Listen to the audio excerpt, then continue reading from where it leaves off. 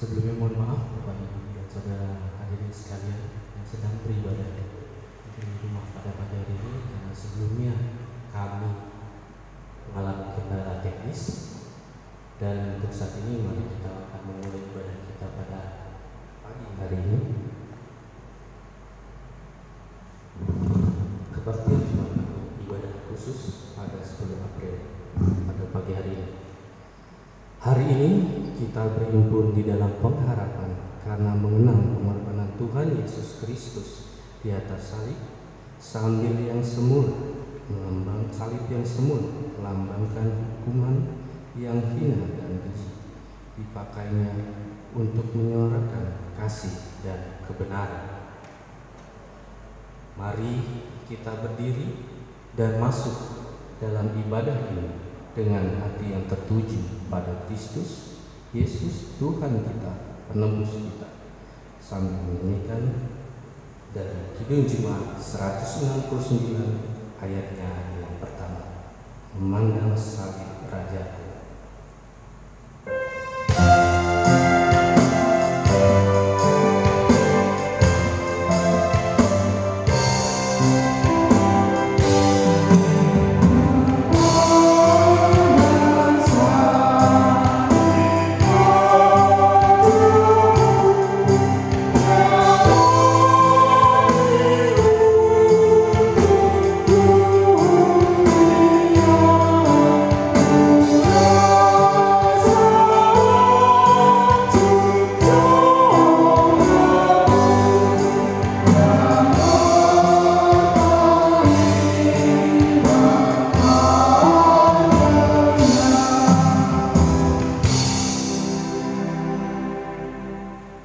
Saudara sidang Jemaat yang dikasihi dan mengasihi Kristus, dalam kebaktian Jumat Agung pada hari ini kita ingin bersama-sama menyatakan satu pengakuan seperti demikian.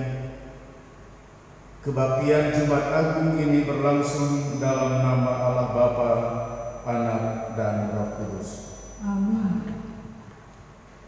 Salam sejahtera bagi saudara-saudara yang datang dalam kasih Kristus. Salam sejahtera bagi saudara juga. Kebaktian Jumat Agung ini bertema salib yang menyuarakan kasih dan kebenaran, dengan nas pembimbing diambil dari Injil Matius pasal 5 ayat yang ke-21 yang berkata, "Kamu telah mendengar apa yang difirmankan kepada nenek moyang kita, jangan membunuh. Siapa yang membunuh harus dihukum." Kita menyambut dengan menaikkan pujian Kidung Jemaat 170.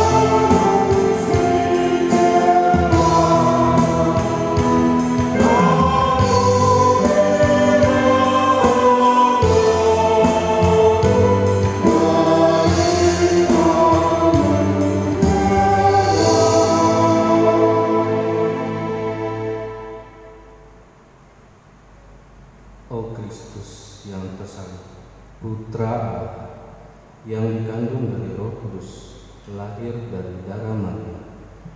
Engkaulah firman Allah yang kekal. Kami menyembah-Mu Tuhan. Oh Kristus yang tersalib, Engkau bersemayam di tempat maha tinggi, bertata di bait suci Allah. Nyala api kasih-Mu hingga ke bumi. Kami menyembah-Mu Tuhan. Oh Kristus yang tersalib, Engkaulah tempat bagi keadilan dan cinta, penuh dengan kebaikan, sumber dari kasih setia. Kami menyembah-Mu Tuhan. Kristus anak domba Allah, Kasihanilah kami. Kristus penebus dosa kami, Kasihanilah kami. Kristus juru selamat dunia. Berilah kami damai. Mari mengaku dosa di hadapan Allah yang Maha Kudus.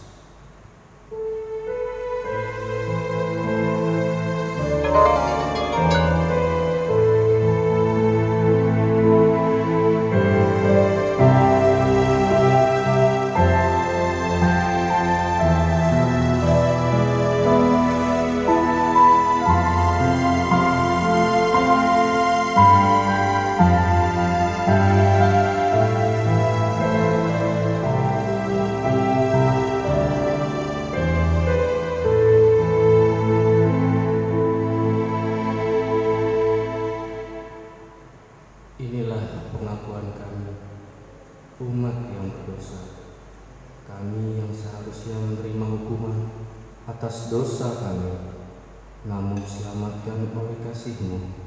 Pengorbanan di atas salib telah Tuhan lakukan, karya keselamatan telah digenapi. Tapi kami umat-Mu belum sepenuhnya hidup seperti yang Tuhan kehendaki. Ampuni kami yang sering menyia-nyiakan anugerah Tuhan, ketika kami hidup menuruti hawa nafsu dan pikiran kami yang jahat. Terimalah pengakuan kami ini ya Tuhan. Amin. Untuk merespon pengakuan dosa kita, mari kita nyanyikan lagu dari PKJ 40 ayat yang pertama, Kasihanilah aku yang lemah.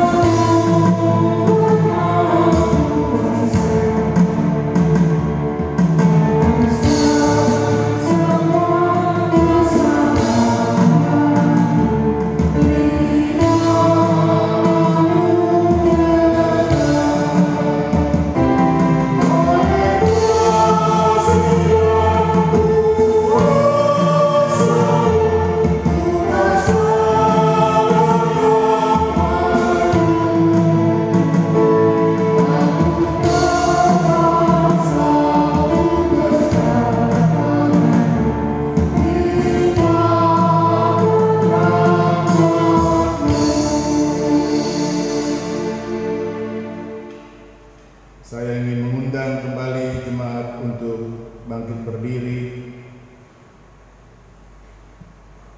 Marilah kita bersama-sama mendengar dan menerima berita anugerah pengampunan. Saudara-saudara, bagi kita yang dengan penuh kejujuran dan ketulusan merendahkan diri dan hati di hadapan Allah, maka sekarang dengarlah firman Tuhan berkata, terdapat dalam Yohanes 3 ayat yang ke-16. Karena begitu besar kasih Allah akan dunia ini, sehingga Ia telah mengaruniakan anaknya yang tunggal, supaya setiap orang yang percaya kepadanya tidak binasa, melainkan beroleh hidup yang kekal. Demikianlah berita anugerah dari Allah. Maka hiduplah dalam pertobatan sejati dan nyatakanlah kasih bagi sesama. Ya kami mau mengatakan kasih.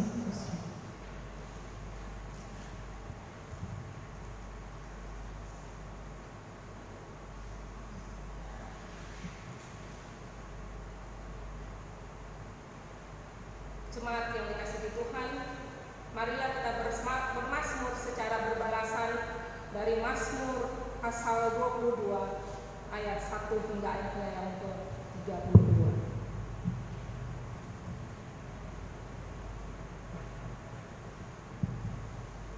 Lembaga Alkitab memberikan judul Allahku, mengapa kau tinggalkan aku? Untuk pemimpin biduan menurut lagu Rusa di Kala Fajar, Mazmur Daud. Allahku, Allahku, mengapa engkau meninggalkan aku? Aku berseru, tetapi engkau tetap jauh dan tidak menolong aku. Allahku, aku berseru-seru pada waktu siang, tetapi engkau tidak menjawab. Dan pada waktu malam, tetapi tidak juga aku tenang. Padahal engkaulah yang kudus yang bersemayam Di atas puji-pujian orang Israel.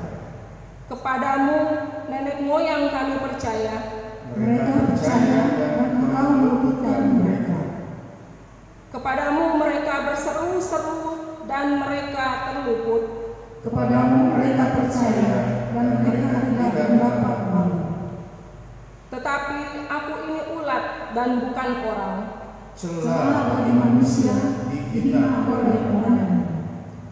Semua yang melihat aku mengolok-olok aku. Mereka mencibirkan bibirnya, menggelengkan kepalanya. Ia menyerah kepada Tuhan, biarlah Dia yang meluputkannya. Biarlah Dia yang melepaskannya, bukankah Dia berkenan kepadanya? Ya, Engkau yang mengeluarkan aku dari kandungan. Engkau yang membuat aku aman pada dada ibuku. Kepadamu aku diserahkan sejak aku lahir. Sejak dalam kandungan ibuku, engkaulah Allahku. Janganlah jauh daripadaku, Sebab kesusahan melahirkan dan tidak ada yang menolong. banyak lembu jantan mengerumuni aku. Banteng-banteng dari pasar mengepung aku. Mereka mengangapkan mulutnya terhadap aku. Seperti singa yang merekam dan mengaum. Seperti air aku tercurah. Dan segala tulangku terlepas dari sendinya. Hatiku menjadi seperti lilin. Hancur belum di dalam dadaku. Kekuatanku kering seperti beling. Lidahku melekat pada langit-langit mulutku, dan dalam lubuk mau kau letakkan aku. Seperti anjing-anjing mengerumuni aku. Gerombolan penjahat mengepung aku, mereka menusuk tangan dan kakiku. Segala tulangku dapat kuhitung. Mereka menonton, mereka memandangi aku. Mereka membagi-bagi pakaianku di antara mereka. Dan mereka membuang lebih atas jiwaku.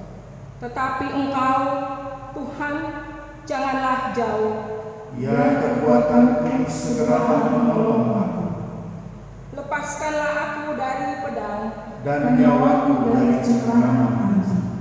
Selamatkanlah aku dari mulut singa. Dan dari tanduk banteng, engkau telah menjawab aku. Aku akan memasukkan namamu kepada saudara-saudaraku. Dan memuji-muji engkau di tengah-tengah jemaat. Kamu yang takut akan Tuhan, pujilah Dia. Hai segenap anak cucu Yakub, muliakanlah Dia, dan gembiralah terhadap Dia, hai segenap anak cucu Israel. Sebab Ia tidak memandang hina ataupun merasa jijik. Kesengsaraan orang yang tertindas. Dan Ia tidak menyembunyikan wajahnya kepada orang itu. Dan Ia mendengar ketika orang itu berteriak minta tolong kepadanya. Karena Engkau aku memuji-muji dalam jemaah yang besar. Nasarku akan kubayar di depan mereka yang takut akan Dia. makan dengan kenyang. Orang yang mencari Tuhan akan memuji-muji Dia. Biarlah hatimu hidup untuk selamanya. Segala ujung bumi akan mengingatnya Dan berbalik kepada Tuhan. dan segala kaum dari bangsa-bangsa Akan sujud menyembah di hadapan-Nya. sebab Tuhanlah yang mempunyai kerajaan. Dialah yang memerintah atas bangsa-bangsa. Ya, kepadanya akan sujud menyembah semua orang sombong di bumi. Di hadapan-Nya akan berlutut semua orang yang turun ke dalam debu dan orang yang tidak dapat menyambung hidup. Anak-anak cucu akan beribadah kepadanya. Dan akan menceritakan tentang Tuhan kepada angkatan yang akan datang. Mereka akan memberitakan keadilan-Nya kepada bangsa yang akan lahir ini, sebab Ia telah melakukan. Kita memuji Tuhan, kemuliaan bagi Bapa.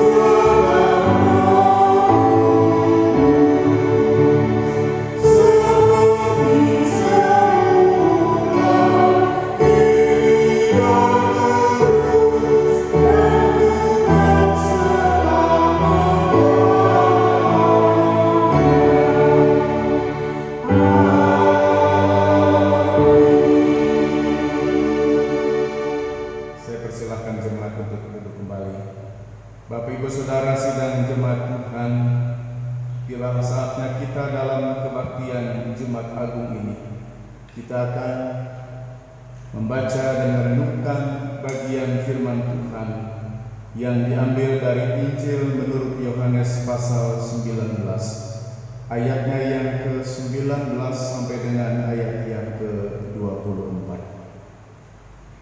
Injil Yohanes pasal 19 ayatnya yang ke-19 sampai dengan ayat yang ke-24 menjadi dasar firman Tuhan yang akan kita renungkan bersama-sama dalam kebaktian Jumat Agung ini.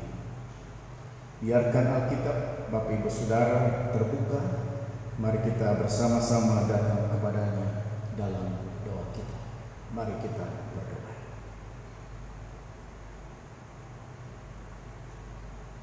Hanya dalam kasih-Mu ya Tuhan,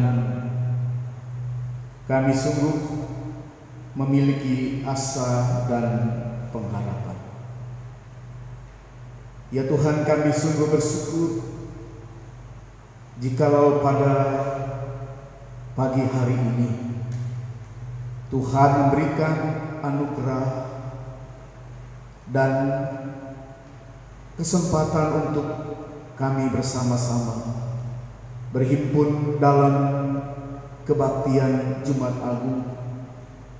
Sekalipun tidak kami lakukan bersama-sama di ruang gereja, namun kami lakukan di rumah masing-masing. Tapi tidak mengurangi ya Tuhan rasa syukur dan terima kasih kami atas karya penebusan-Mu yang Tuhan nyatakan kepada kami melalui salib yang Tuhan anugerahkan.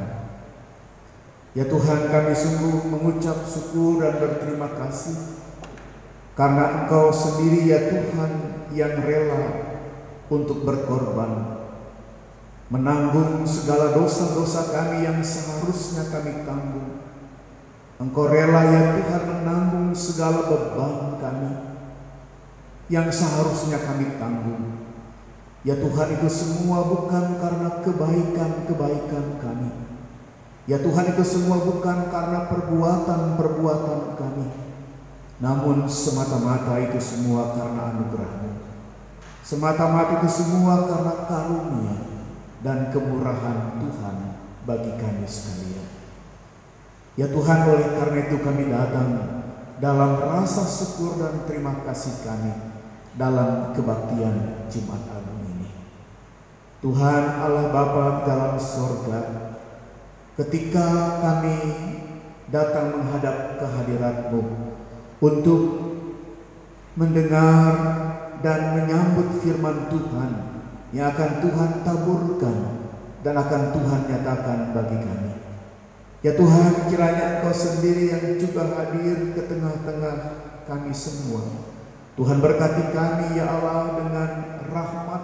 Tuhan berkati kami ya Tuhan dengan Roh Kudus-Mu, supaya kami dimampukan untuk menjadi seperti tanah yang baik, untuk menjadi seperti lahan yang subur, yang siap untuk menumbuhkan firman Tuhan yang jatuh di atasnya. Bahkan biarlah ya Tuhan, firman yang Tuhan taburkan itu dapat berakar, dapat berkembang, bahkan juga dapat menghasilkan buah-buah melalui kehidupan kami masing-masing. Ya Tuhan, berkati kiranya seluruh jemaat Tuhan, berkati hamba-Mu, supaya firman Tuhan yang akan Tuhan taburkan menjadi roti kehidupan buat kami semua. Terima kasih Bapa, di dalam nama Tuhan Yesus Kristus kami sudah berdoa dan mengucap syukur. Amin.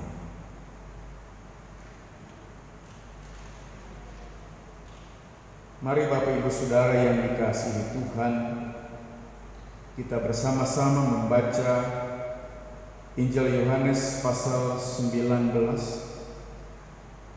ayatnya yang ke-19 sampai dengan ayat yang ke-24.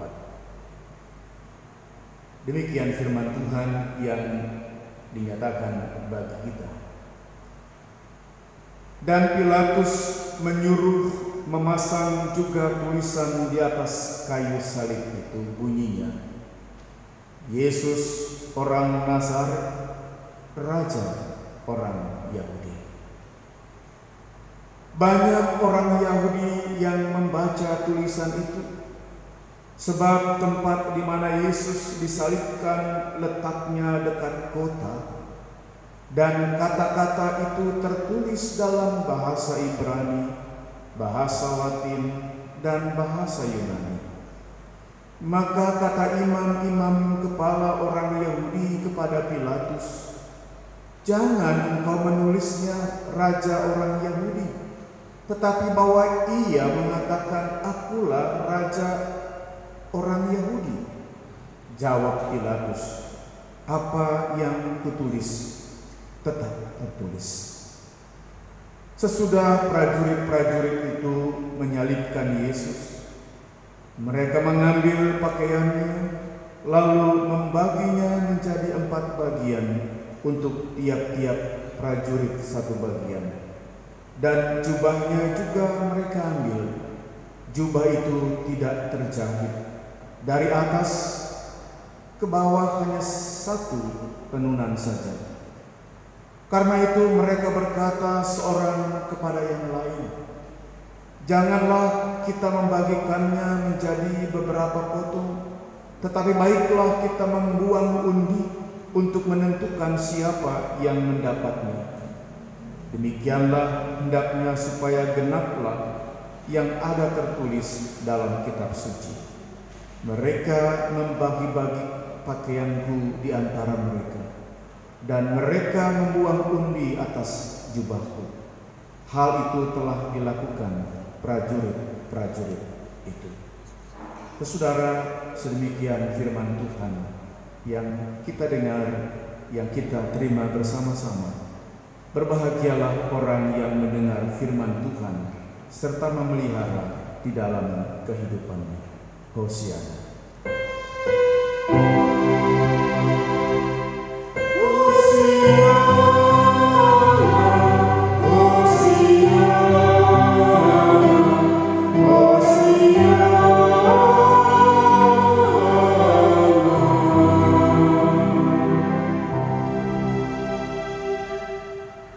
Bapak Ibu Saudara yang terkasih dalam Tuhan Yesus Kristus, Shalom, selamat pagi.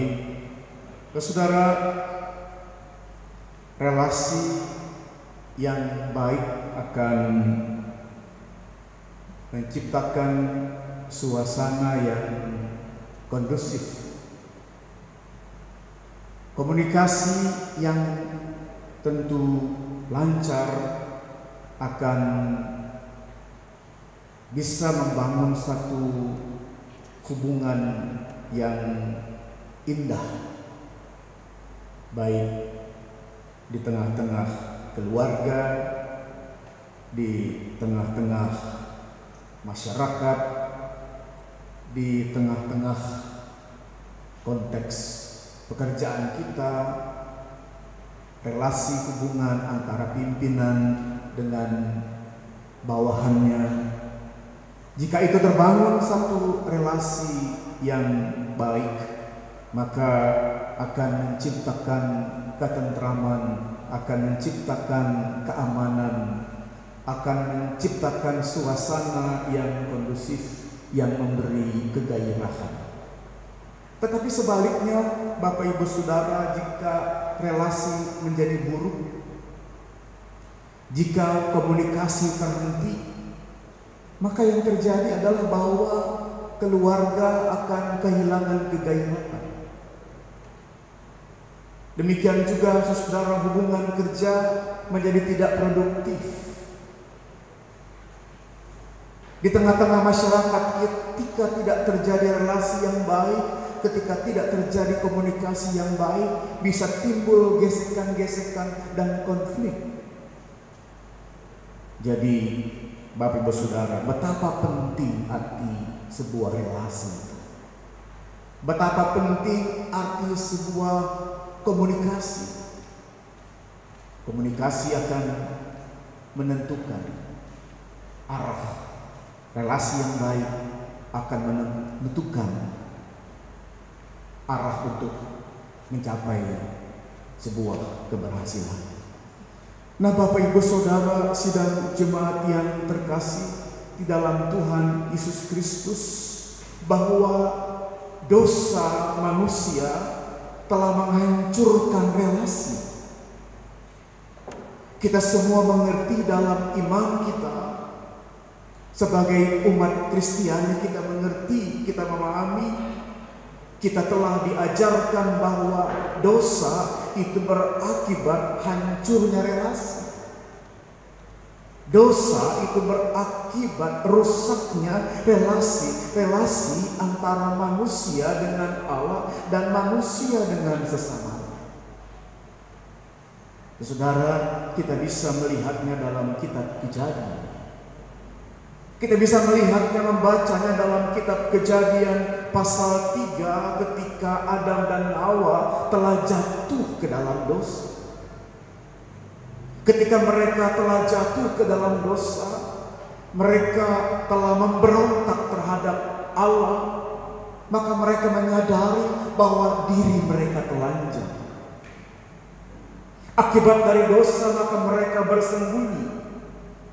Akibat dari dosa, maka mereka malu di hadapan Allah. Akibat dari dosa, kemudian mereka mengambil ranting dan daun-daun untuk menutupi tubuhnya dan dirinya. Itu menggambarkan bahwa dosa berakibat pada rusaknya relasi. Relasi antara Adam dan Hawa, relasi antara manusia dengan Tuhan, sehingga manusia merasa malu, manusia merasa takut untuk berjumpa dengan Allah. Nah, Bapak Ibu Saudara yang terkasih di dalam Tuhan Yesus Kristus, dosa merusak relasi. Dosa menghancurkan hubungan manusia dengan Tuhan dan manusia dengan sesamanya. Terus hari ini dalam kebaktian Jumat Agung, kita akan merenungkan bahwa Yesus mati bagi dosa kita. Dalam kebaktian ini kita akan merenungkan bagaimana pengorbanan Tuhan Yesus di atas kayu salib adalah sebuah pengorbanan untuk membayar dosa kita. Sebuah pengorbanan yang dilakukan dengan sukarela oleh Tuhan Yesus untuk menjalani perintah Bapaknya dalam kerangka untuk memperbaiki relasi, dalam kerangka untuk memperbaiki komunikasi, supaya komunikasi yang rusak akibat dosa itu dibangun kembali oleh Yesus Kristus melalui peristiwa kematiannya pada hari ini. Nah, Bapak Ibu Saudara yang terkasih di dalam Tuhan Yesus Kristus, kalau kita kembali kepada teks atau perikop bacaan kita pada pagi hari ini dari Yohanes pasal 19 ayat yang ke-19 sampai dengan ayat yang ke-24. Pada masa itu adalah masa Pax Romana. Masa Pax Romana adalah masa di mana kekuasaan Romawi begitu kuat mencengkram. Masa Pax Romana adalah masa di mana muncul kejayaan pemerintahan Romawi, dan ketika itu terdapat ribuan provinsi jajahan. Tetapi bagi kita, banyak dari kita selaku orang Kristen mengenal satu wali negeri pada masa Pax Romana ini. Seorang wali negeri yang kita sebut terus dalam kebaktian minggu. Bahkan dalam kebaktian khusus seperti hari ini, nanti dalam pengakuan iman kita akan menyebut nama Pontius Pilatus. Kita menyebut nama Pontius Pilatus. Saudara, Pontius Pilatus adalah satu orang wali negeri. Injil Yohanes, saudara, menyebut Pontius Pilatus sebagai tokoh antagonis. Sebagai tokoh antagonis yang memvonis, yang memutuskan hukuman mati terhadap Yesus. Saudara yang terkasih, dalam proses peradilan yang terjadi pada Tuhan Yesus, dari hakim yang satu ke hakim yang lain, maka tiba pada Pontius Pilatus dijatuhkanlah hukuman mati terhadap Tuhan Yesus, sehingga gereja mengenal Pontius Pilatus sebagai tokoh antagonis yang memutuskan hukuman mati terhadap Yesus. Namun Bapak Ibu Saudara, dalam bacaan kita pada pagi hari ini ada ucapan Pontius Pilatus yang menarik. Ada ucapan Pontius Pilatus yang menarik yang ingin kita dalami bersama-sama. Sebagaimana saudaraku yang dinyatakan di ayat yang ke-19 sampai dengan ayat yang ke-22, saya bacakan demikian bagi saudara-saudara. Dan Pilatus menyuruh memasang juga tulisan di atas kayu salib itu, bunyinya, Yesus orang Nazaret, Raja orang Yahudi. Banyak orang Yahudi yang membaca tulisan itu, sebab tempat di mana Yesus disalibkan letaknya dekat kota. Dan kata-kata itu tertulis dalam bahasa Ibrani, bahasa Latin, dan bahasa Yunani. Maka kata imam-imam kepala, orang-orang Yahudi protes mereka sebetulnya, maka kata imam-imam kepala orang-orang Yahudi kepada Pilatus, jangan engkau menulis Raja orang Yahudi, tetapi bahwa ia mengatakan, aku adalah Raja orang Yahudi. Jawab Pilatus, apa yang kutulis tetap tertulis. Saudara, inilah yang menarik yang kita temukan dalam pembacaan kita pada pagi hari ini dalam kebaktian Jumat Agung kita. Ternyata saudara, si tokoh antagonis ini, Pontius Pilatus, memberikan pengakuan Yesus adalah Raja. Ternyata seorang yang memutuskan juga adalah tokoh yang mengakui bahwa Yesus adalah Raja. Bahkan ketika imam-imam Yahudi mengatakan, oh jangan begitu tulisannya, tolong diganti, dia sendiri yang mengaku. Tetapi apa yang dikatakan oleh Pontius Pilatus, biarlah yang tertulis tetap tertulis. Saudara yang terkasih dalam Tuhan Yesus Kristus, mungkin maksud, mungkin tujuan dari Pontius Pilatus adalah untuk menghina Yesus dengan kalimat itu yang dapat dibaca oleh semua orang karena ditulis dalam 3 bahasa yang dipakai ketika itu, bahasa Ibrani, bahasa Yunani, dan bahasa Latin. Sehingga imam kepala menjadi malu karena tulisan itu. Tetapi apa yang ditegaskan oleh Pontius Pilatus, apa yang tertulis, biarlah tertulis. Nah, Bapak Ibu Saudara yang terkasih dalam Tuhan Yesus Kristus, apapun motivasi dan latar belakang Pontius Pilatus bahwa ia sudah mengakui Yesus sebagai Raja, dengan demikian Bapak Ibu Saudara, kita bisa menarik benang merah dari catatan Injil Yohanes dalam bacaan kita pada pagi hari ini, bahwa Allah adalah Allah yang mampu menunjukkan kerajaannya sekalipun melalui penderitaan. Sekali lagi saya garis bawahi bahwa Allah adalah Allah yang sanggup, Allah adalah Allah yang mampu untuk menunjukkan kerajaannya, untuk menunjukkan kemuliaannya di tengah-tengah penderitaan sekalipun. Saudara, seringkali gambaran kerajaan itu digambarkan dengan tahta yang berlapis emas. Gambaran kerajaan bukan gambaran dengan digambarkan lewat salib yang kusam dan jelek. Tetapi Yesus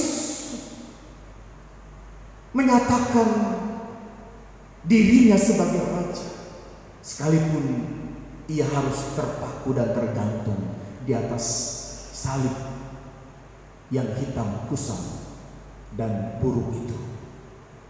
Saudara yang terkasih dalam Tuhan Yesus Kristus, memang ini kelihatan sesuatu yang kontras dan kontradiktif. Tetapi disinilah saudaraku yang terkasih bahwa Allah adalah Allah di dalam Kristus Yesus yang menyatakan kerajaannya, yang menyatakan kemuliaannya, saudara, lewat penderitaan sekalipun. Tidak ada yang mustahil bagi Allah. Tidak ada yang mustahil di dalam Kristus Yesus. Nah, Bapak Ibu Saudara yang terkasih di dalam Tuhan Yesus Kristus,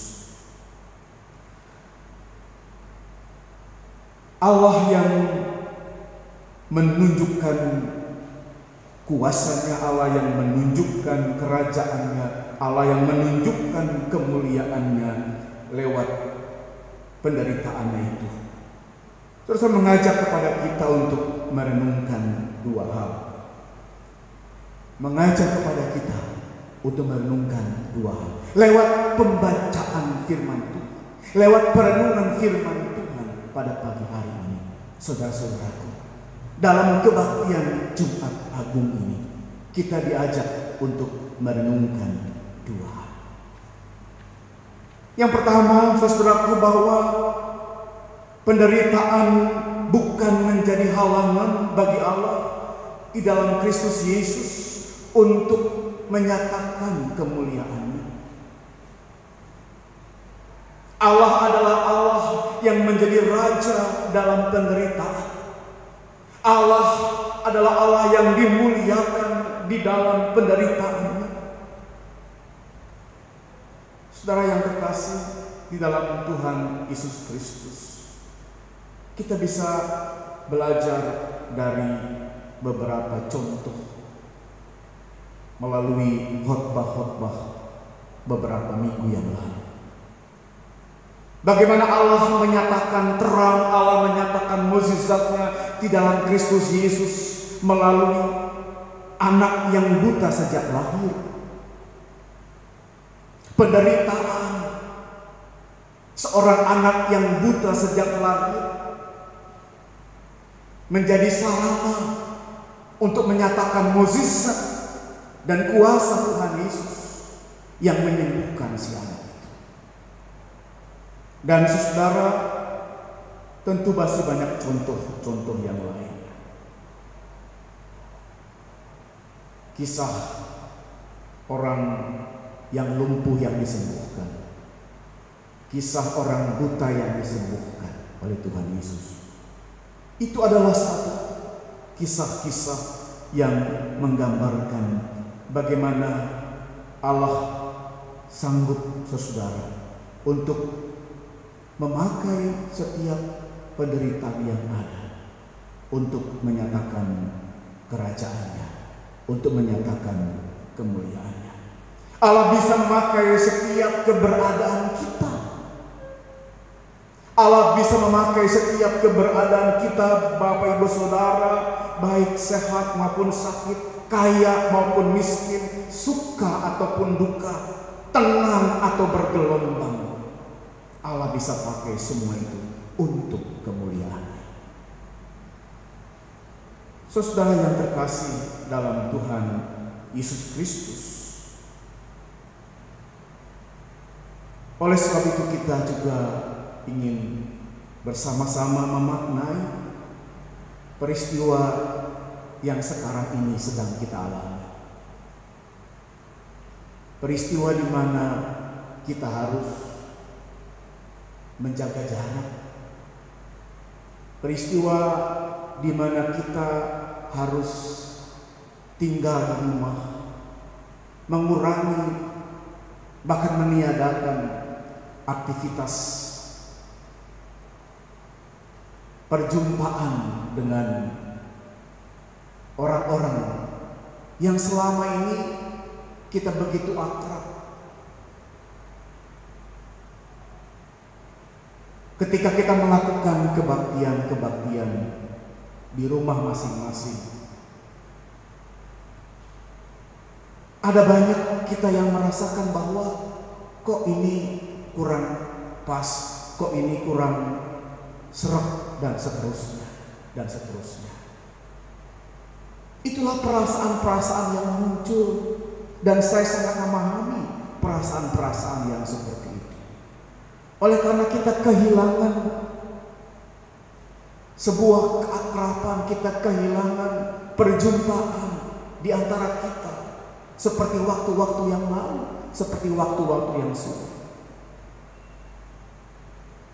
Namun Bapak Ibu Saudara yang terkasih di dalam Tuhan Yesus Kristus, lewat firman Tuhan yang kita renungkan pada pagi hari ini, di balik pandangan kita bahwa ini adalah sebuah kesulitan, masa pandemi COVID-19 ini adalah sebuah masa yang menyulitkan kita, sebuah masa di mana kita kehilangan sesuatu.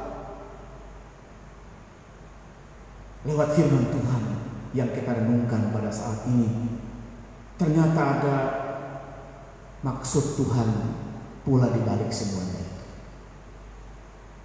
Ada maksud Tuhan, saudara, di balik semua itu. Biarlah kita ingin merenungkannya bahwa ada maksud Tuhan yang baik bagi kita, ada maksud Tuhan yang baik untuk kehidupan ini, supaya kita barangkali bisa menjadi hidup kita lebih sehat ke depannya, supaya kita lebih sering cuci tangan ke depannya, supaya kita lebih sering untuk menjaga kesehatan ke depannya, supaya kita lebih memperhatikan bumi tempat kita tinggal. Jangan kita rusak terus bumi ini, dan seterusnya, dan seterusnya. Paling tidak, saudara, kita ingin memaknai bahwa situasi sulit seperti sekarang ini, seperti situasi penderitaan yang Tuhan Yesus alami di kayu salib, sesungguhnya untuk menyatakan kemuliaan Allah. Demikian juga saudara yang terkasih dalam Tuhan Yesus Kristus, biarlah situasi yang sekarang kita jalani sebagai situasi yang tidak mudah tentunya, di masa-masa sekarang ini menjadikan kita tentu berubah ke depan untuk menjadi lebih baik. Mungkin situasi yang lalu ketika kita sulit untuk bertemu dengan keluarga akibat kesibukan kita masing-masing, kesibukan pekerjaan, tetapi upaya untuk tetap di rumah, stay at home di rumah, saudara, maka itu memberikan kesempatan kepada kita untuk lebih banyak punya waktu bertemu dengan anggota keluarga. Jadi ada nilai-nilai positif di balik semua itu. Saudara yang terkasih di dalam Tuhan Yesus Kristus, marilah kita merenungkan segala peristiwa-peristiwa dalam kehidupan kita, bahwa Allah bisa pakai semua itu, semua keberadaan kita, baik ketika kita sehat, ketika kita sakit, ketika kita kaya, ketika kita miskin, ketika kita suka, juga ketika kita duka, ketika laut tenang maupun ketika laut bergelombang. Maka Tuhan bisa pakai semua keberadaan itu untuk kebaikannya, untuk kemuliaannya. Itu poin yang pertama. Lalu poin yang kedua, saudaraku, dari firman Tuhan yang kita dengar pada saat ini, kita pun kemudian diajak. Kita pun semua kemudian diajak. Inilah perenungan kita di peristiwa Jumat Agung, penderitaan dan kematian Tuhan Yesus. Ternyata kita semua pun diajak untuk berpartisipasi. Kita semua pun diajak untuk berkontribusi bagi kemuliaan Allah dan bagi kerajaan Allah. Seperti Yesus mengajak perempuan Samaria yang sedang mengambil air di pinggir sumur, tentu dia juga mengajak kita. Saudara yang terkasih di dalam Tuhan Yesus Kristus, untuk berpartisipasi dalam menyatakan kerajaan Allah, maka dibutuhkan satu pengakuan. Supaya kita bisa berpartisipasi, supaya kita bisa berkontribusi menyatakan kerajaan Allah di dunia ini, supaya kita bisa berkontribusi, supaya kita bisa berbuat menyatakan kemuliaan Allah dalam kehidupan kita, maka di dalamnya diperlukan yang namanya pengakuan. Pengakuan apa? Pengakuan Yesus sebagai Raja. Butuh pengakuan Yesus sebagai Raja. Dan pengakuan Yesus sebagai Raja harus dimulai di dalam hati kita. Ini hal yang kedua. Untuk kita bisa berkontribusi, untuk kita bisa menyatakan kerajaan Allah di bumi ini dalam kehidupan kita, maka diperlukan satu pengakuan Yesus Raja. Dan pengakuan Yesus sebagai Raja yang menderita harus dimulai dari hati kita. Saudaraku yang terkasih di dalam Tuhan Yesus Kristus, harus dimulai dari hati kita. Hati yang mengakui. Harus dimulai dari hati yang mengakui. Dimulai dari hati yang beriman, hati yang mengakui, hati yang beriman bahwa Yesus adalah Raja. Saudara yang terkasih dalam Tuhan Yesus Kristus, iman sering dilihat hanya sebatas urusan individu. Seringkali begitu. Iman seringkali hanya dilihat sebatas urusan individu. Iman seringkali hanya dilihat sebagai urusan aku, urusan saya. Yang penting saya beriman, maka biarlah orang lain masa bodoh. Seringkali memang kita melihat sisi iman sebagai urusan individu, sebagai urusan pribadi. Yang penting saya beriman. Seringkali saudara kita menganjurkan supaya Orang jangan takut karena kita ini anak Tuhan. Dengan mengutip berbagai-bagai bagian dari ayat Alkitab, terutama Mazmur 91 misalnya, biarlah orang di sebelah kiriku, kananku rebah, dan seterusnya, dan seterusnya. Iman yang seperti itu adalah iman yang terlalu pribadi. Biarlah orang lain celaka, yang penting saya tidak. Seringkali iman kita terlalu egois. Ketika kita mengatakan biarlah orang lain celaka, saya tidak, biarlah orang lain sakit, yang penting saya tidak. Iman yang seperti itu adalah iman yang terlalu pribadi, iman yang terlalu individu, saudara. Biarlah orang lain tertular, yang penting saya tidak, dan seterusnya. Saudara, iman seringkali menjadi perkara yang terlalu pribadi. Saudara, sesungguhnya kalau kita belajar dari bagian firman Tuhan, ternyata iman bukan hanya soal personal. Ternyata iman bukan hanya soal pribadi, tetapi iman juga punya dimensi sosial. Ternyata iman punya dimensi sosial.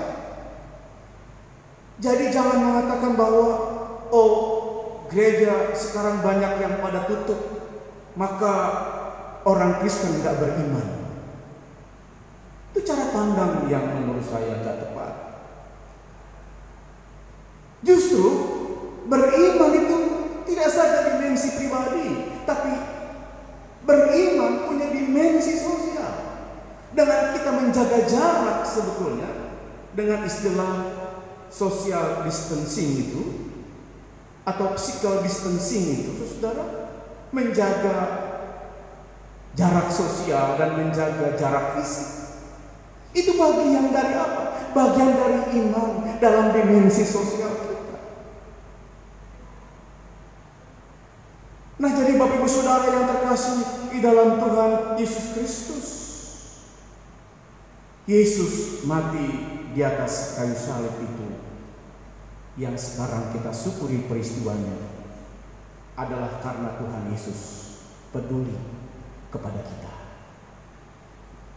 Jadi iman tidak saja punya dimensi personal, tapi iman pun memiliki dimensi sosial. Dan kepedulian Tuhan Yesus kepada kita adalah sebuah bentuk kepedulian Tuhan Yesus yang diajar kepada kita, supaya kita juga memiliki kepedulian kepada orang-orang yang ada di sekitar kita. Lalu yang kedua, Bapak Saudara, bahwa kita diajak untuk berpartisipasi, berkontribusi untuk menyatakan kerajaan Allah lewat pengakuan Yesus sebagai Raja. Harus dimulai dari hati. Dimulai dari hati berarti Tuhan Yesus juga melihat bahwa kita adalah orang yang berdosa. Tuhan Yesus melihat bahwa kita juga adalah orang yang berdosa. Yesus melihat hati kita, berarti Tuhan Yesus melihat dosa kita. Salib adalah sebagai sebuah lambang karena Tuhan Yesus melihat dosa kita, sehingga Ia mengorbankan dirinya untuk menebus dosa-dosa kita. Ia mengorbankan dirinya untuk membasuh dosa-dosa kita. Ia mengorbankan dirinya di atas kayu salib untuk memulihkan kita dari dosa-dosa kita. Itu berarti Tuhan Yesus melihat kita sebagai yang berdosa. Dan kita sering keliru melihat dosa. Kenapa saya katakan kita sering kali keliru melihat dosa?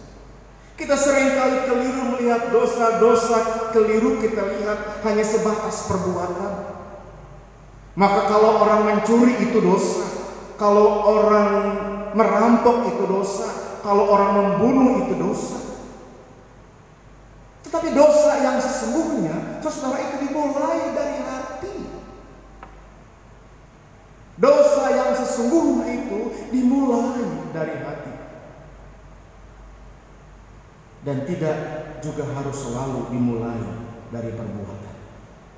Ketika hati kita jahat, di situ kita sudah mulai berdosa sesungguhnya.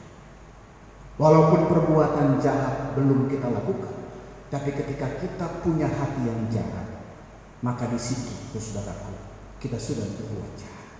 Kita sudah melakukan yang jahat. Nah, Bapak Ibu Saudara yang terkasih di dalam Tuhan Yesus Kristus, dan melalui peristiwa hari ini, ketika kita mensyukuri, kita merayakan, kita berkumpul beribadah di rumah masing-masing dalam kebaktian Jumat Agung ini, sesungguhnya kita mensyukuri ketika Tuhan Yesus membasuh hati kita.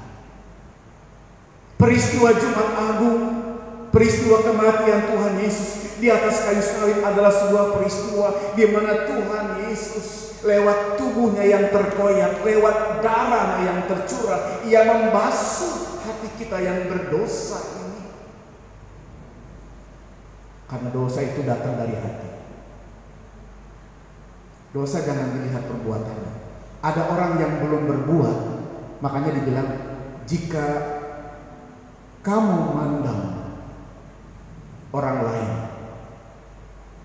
sekalipun dan kamu berhasrat terhadap orang itu dan belum melakukan yang kamu sudah berbuat, katakan cungkilah matamu dan seterusnya.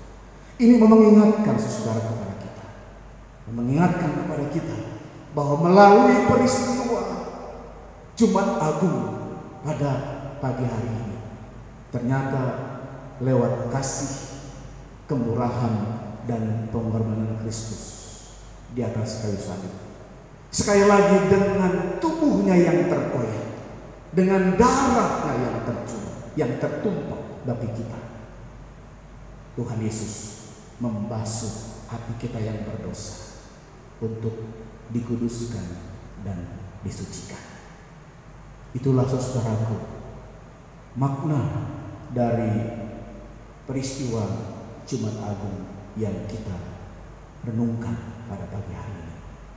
Biarlah firman Tuhan ini memberikan kekuatan kepada kita, sekaligus kita dipanggil untuk berpartisipasi dalam menyatakan karya kerajaan Allah dan memuliakan Allah dalam kehidupan kita setiap hari. Tuhan memberkati. Amin.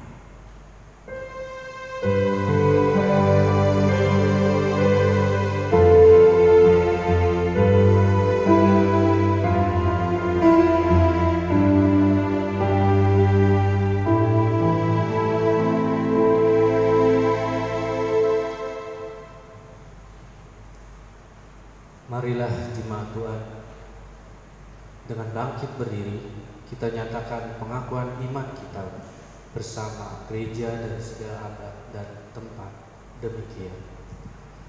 Aku percaya kepada Allah, Bapa yang Maha Kuasa, Khalik langit dan bumi, dan kepada Yesus Kristus, Anaknya yang tunggal Tuhan kita, yang dikandung dari Roh Kudus, lahir dari anak darah Maria, yang menderita di bawah pemerintahan Pontius Pilatus, disalibkan, mati dan dikuburkan, turun ke dalam kerajaan Allah. Pada hari yang ketiga bangkit pula dari antara orang mati, naik ke surga, duduk di sebelah kanan Allah, Bapa yang Maha Kuasa, dan akan datang dari sana untuk menghakimi orang yang hidup dan yang mati. Aku percaya kepada Roh Kudus, gereja yang kudus dan am, persekutuan orang kudus, pengampunan dosa, kebangkitan dari dan hidup yang kekal. Amin.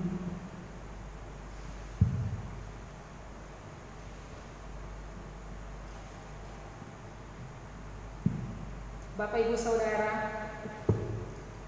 dengan hati yang tulus dan penuh syukur, mari kita memberikan persembahan sambil mengingat firman Tuhan dalam Amsal pasal 3 ayat 9 dan 10. Muliakanlah Tuhan dengan hartamu dan dengan hasil pertama dari segala penghasilanmu, maka lumbung-lumbungmu akan diisi penuh sampai berlimpah-limpah, dan bejana pemerahanmu akan meluap dengan air buah anggurnya. Persembahan pada kebaktian Jumat Agung ini yaitu 1 kantong persembahan syukur. Jemaat dapat menyampaikan persembahan melalui 1 transfer ke rekening Bank BNI Cabang Pembantu Cibubur, nomor rekening 6701318 atas nama GKP Yerwel Cibubur, dan mengirim bukti transfer ke Bendahara Umum Ibu Sri Prasetyani Tias Ayu dengan nomor handphone 0818 485 639. 2. Dimasukkan dalam kotak persembahan di depan gereja melalui amplop dengan menuliskan persembahan minggu, KRT, bulanan, persepuluhan, syukur, persembahan pengakhiran pelayanan Pendeta Yuse Sri Wahyuni. 3. Persembahan dapat dimasukkan ke dalam celengan atau amplop dan menuliskan persembahan minggu, KRT, bulanan, persepuluhan, syukur, dan persembahan pengakhiran pelayanan Pendeta Yuse Sri Wahyuni dan lain-lainnya, dan dapat diserahkan kepada Majelis Jemaat GKP Yerwel jika situasi sudah kondusif. Bapak Ibu, sambil kita mempersiapkan persembahannya, kita akan diiringi dengan instrumen dari NKB 197.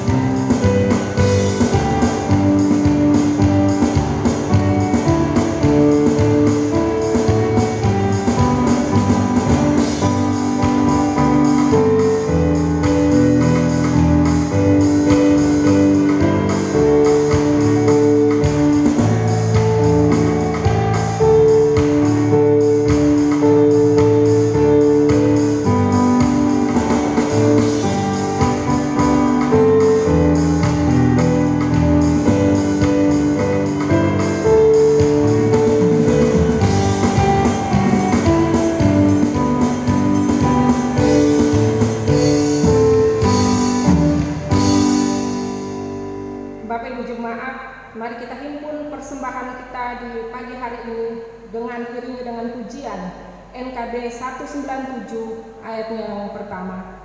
Besarlah untungku.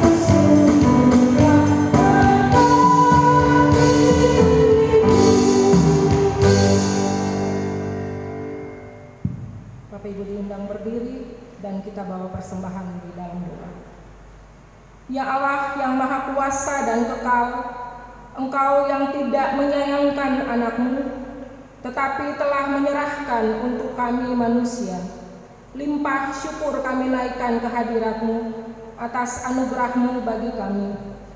Terimalah persembahan syukur yang kami persembahkan ini, dan dalam kami mempersembahkan pengucapan syukur kami ini, kami persembahkan pula diri kami bagi hormat dan kemuliaan nama-Mu.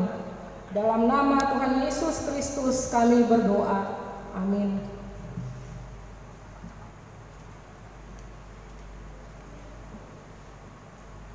Saya persilakan sidang jemaat untuk duduk kembali. Tiba saatnya kita bersatu hati di dalam doa syafaat kita, yang nanti bersama-sama kita akhiri dengan kita mengucapkan doa Bapa kami. Mari kita berdoa.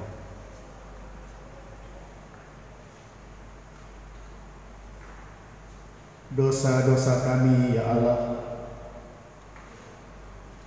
telah merusak relasi kami dengan Tuhan dan sesama. Kami telah menjadi begitu egois. Dalam kehidupan kami seringkali kami hanya mengutamakan diri kami sendiri. Kami seringkali lupa terhadap Tuhan dan sesama. Ya Tuhan Allah Bapa di surga, betapa seringkali peninggian terhadap diri sendiri menjadi fokus kami.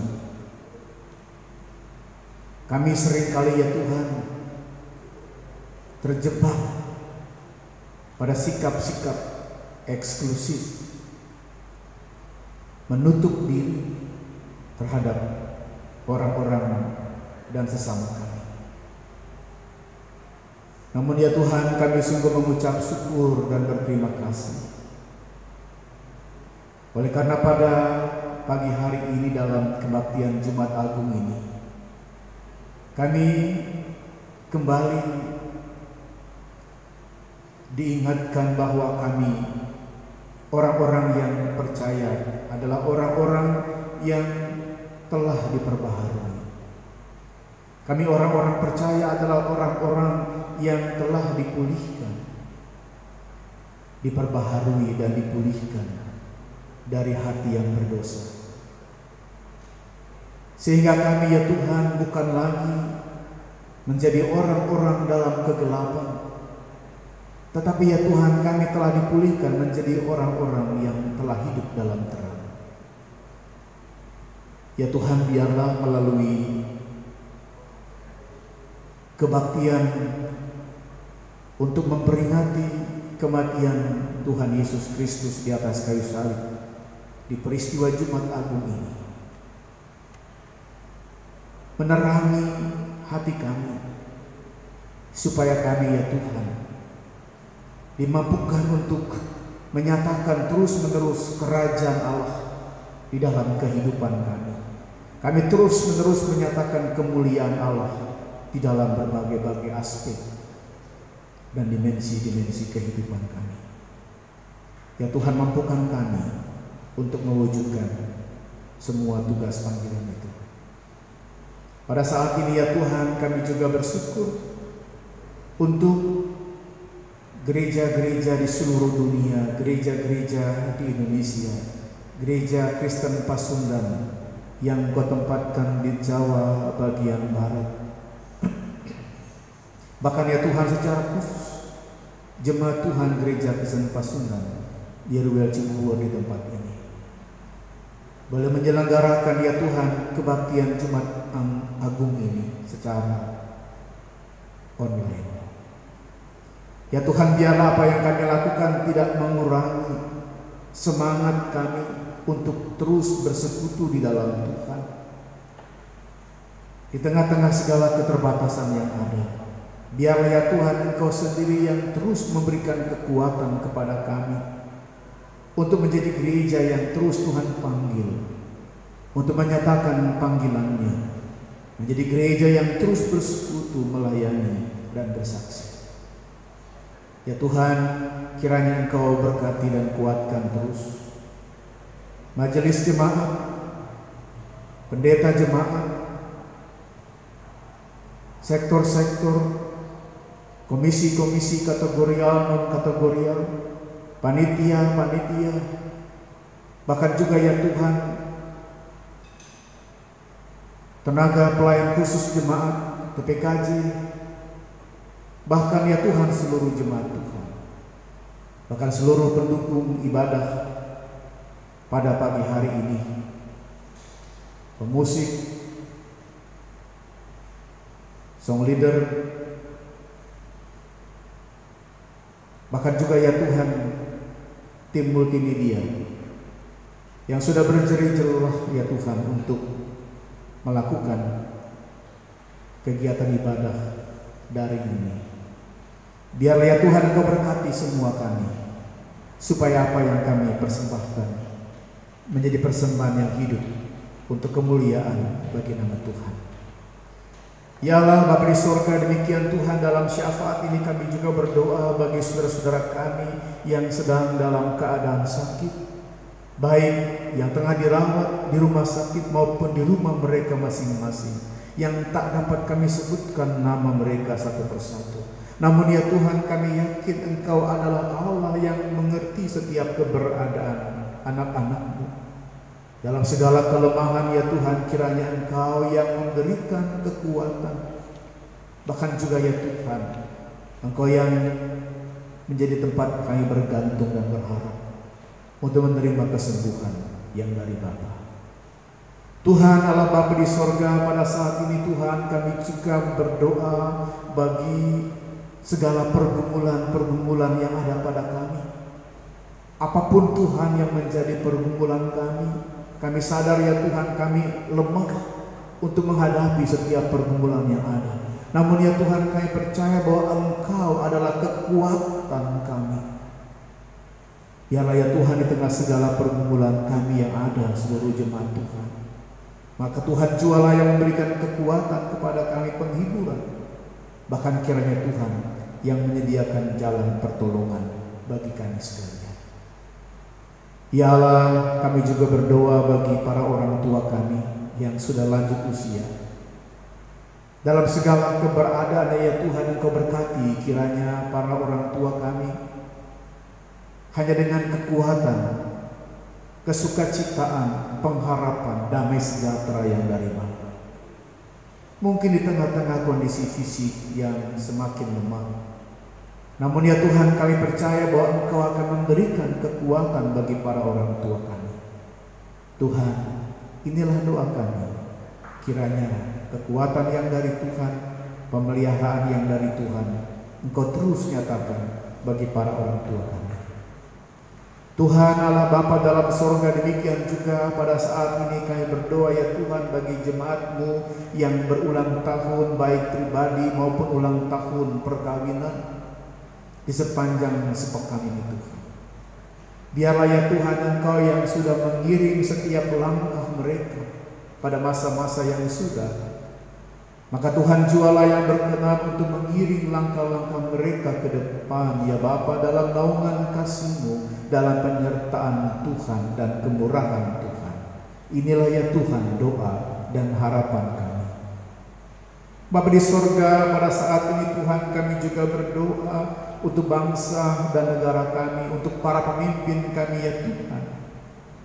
Ya Allah Bapa di sorga, curahkanlah hikmat, curahkanlah kekuatan ya Bapa atas mereka sekalian, kekuatan hikmat yang dari atas, yang dari Tuhan, supaya para pemimpin kami ya Bapa dapat melaksanakan tugas dengan sebaik-baiknya untuk mewujudkan keadilan dan kesejahteraan bagi seluruh rakyat Indonesia. Bahkan juga ya Tuhan, di tengah-tengah pandemi COVID-19 pada saat ini, kami berdoa ya Tuhan, kiranya Engkau yang memberkati segala upaya yang tengah dilakukan oleh pemerintah dan negara kami, bahkan negara-negara di seluruh dunia, untuk berupaya mencegah penularan yang semakin meluas ya Tuhan. Biarlah ya Tuhan segala upaya dan daya yang dilakukan Tuhan yang memberkati, agar semua ini menjadi jalan yang terbaik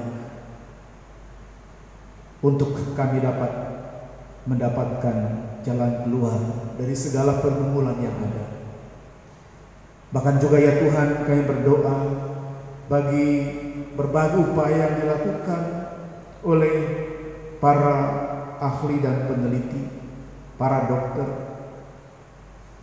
supaya mereka semua Tuhan berikan kekuatan di dalam merawat mereka yang sedang sakit. Tuhan berikan perlindungan, bahkan kesembuhan, perlindungan bagi para dokter, bagi para tenaga medis, bahkan juga ya Tuhan kesembuhan bagi orang yang sudah terpapar COVID-19. Dan jika ada di antara saudara kami Tuhan tentu yang Engkau panggil, Tuhan berikan kekuatan dan penghiburan bagi segenap keluarga yang ditinggalkan. Kami juga berdoa ya Tuhan untuk para ahli, para peneliti, untuk segera dapat menemukan antivirus dan obat bagi penyakit ini. Inilah ya Tuhan sungguh yang menjadi seru doa dan harapan kami kepadamu dalam syafaat ini. Ya Tuhan, terima kasih jika sebentar kami akan kembali ke tempat masing-masing. Bahkan juga ya Tuhan, ketika sebentar kami akan kembali melakukan aktivitas keseharian kami, tentu di tempat masing-masing. Biarlah ya Tuhan, pertolongan, pemeliharaan dan penyertaan Tuhan boleh terus Tuhan nyatakan bagi kami sekalian, sehingga kami aman dalam tangan perlindungan kasih-Mu. Inilah ya Tuhan seluruh pokok doa syafaat kami, yang semuanya hanya berani kami bawa dan panjatkan hanya dalam satu nama Tuhan kami, Yesus Kristus, Tuhan penebus juru selamat kami. Dan pada saat ini Tuhan, kami juga ingin berdoa sebagaimana yang Engkau ajarkan kepada kami demikian. Bapa kami yang ada di sorga, dikuduskanlah nama-Mu, datanglah kerajaan-Mu, jadilah kehendak-Mu di bumi seperti di surga. Berikanlah kami pada hari ini makanan kami yang secukupnya, dan ampunilah kami akan kesalahan kami, seperti kami juga mengampuni orang yang bersalah kepada kami. Dan janganlah bawa kami ke dalam pencobaan, tapi lepaskanlah kami dari yang jahat, karena Engkau-lah yang mempunyai kerajaan dan kuasa dan kemuliaan sampai selama-lamanya. Amin. Sidang jemaat Tuhan, mari kita bersama-sama berdiri. Kita akan menerima pemutusan dan berkat. Saudara-saudaraku, pergilah dalam perlindungan kasih Tuhan dengan senantiasa bersyukur atas segala anugerah dan kasih setia yang telah diberikan Allah melalui Tuhan kita Yesus Kristus. Jalanilah hidupmu yang baru dalam iman dan pengharapan kepadanya senantiasa. Kidung Jemaat 341, kuasa-Mu dan nama-Mu.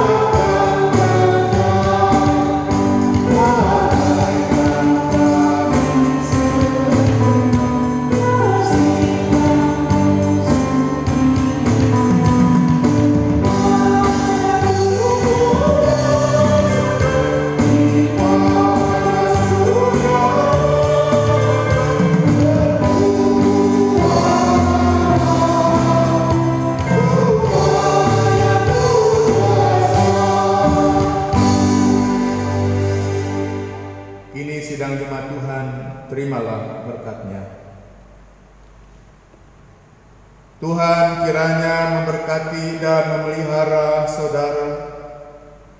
Tuhan kiranya menerangi saudara dengan wajah-Nya dan mengasihani saudara. Tuhan kiranya menunjukkan wajah-Nya kepada saudara dan mengaruniakan damai sejahtera. Amin.